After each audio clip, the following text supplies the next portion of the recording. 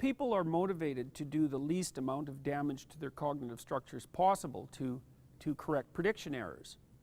And it's for the reason that I just described, which is that, that the deeper the axiom that you have to adjust, the more you lose of the map that orients you in the world, and then the more emotional dysregulation you experience. And that's no joke, because people think of emotions in some sense as just subjective feelings, but they're not just that. They're psychophysiological reactions. And when it's like if say you're in a rough part of a city and you lose your map. It's like, well, you're going to be worried. And the reason you're worried is because something bad might happen to you. And so what your body does is ramp up into a state of emergency preparedness. And an emergency preparedness is a bunch of bad things might happen, and so I better be ready for any and all of them. And so it's very, very, very physiologically demanding. And you can handle that for short periods of time, but if you're in a state like that and it's chronic, well, that's stress, and that hurts you. It hurts your brain. It destroys brain tissue. It suppresses immunological function. It enhances insulin production. It increases the probability that you'll be obese, that you'll develop cancer, that you'll develop heart disease, that you'll age. It's really no joke. And so when something axiomatically impossible happens, people are going to scramble to find reasons that don't require a retooling of their worldview. And it's no wonder, because they're avoiding, in archetypal terms, they're avoiding an involuntary descent to the underworld and even to hell. Like, for example, let's say that you're betrayed by your partner. You don't want to admit it.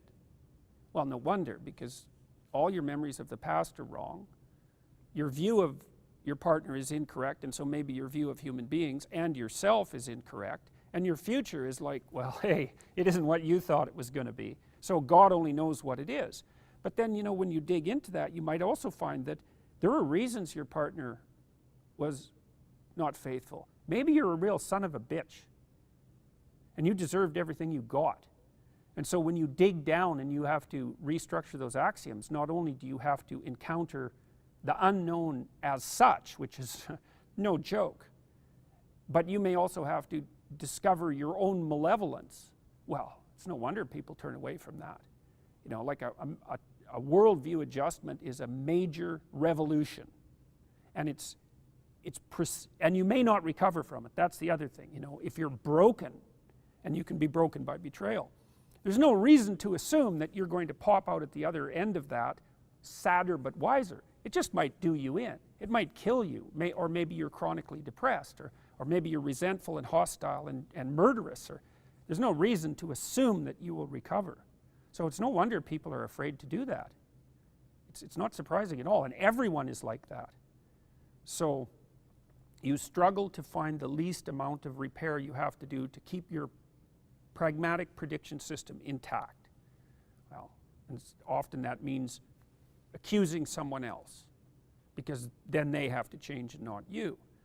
And it means exaggerating one fact at the cost of another as you scramble to maintain your ground. I would say, I don't know if it's the media so much in the US as it is the Democratic Party. The Democratic Party made some big mistakes in that election. They basically lost the election. It isn't so much that Trump won, although there's some of that, and in my view, definitely they lost.